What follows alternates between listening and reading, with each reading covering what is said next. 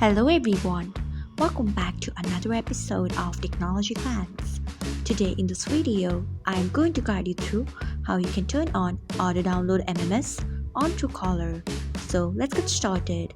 Firstly, open Truecaller app in your device, then tap on three dots icon, next tap on settings, after that tap on messaging, then scroll until you find auto-download MMS, next turn on it by tapping on it. So this is how you can turn on auto-download MMS on Truecaller.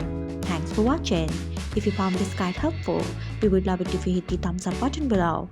We upload great new tech tutorials like this one every day. So do not forget to subscribe to our channel and hit the bell icon so that you will never miss another update.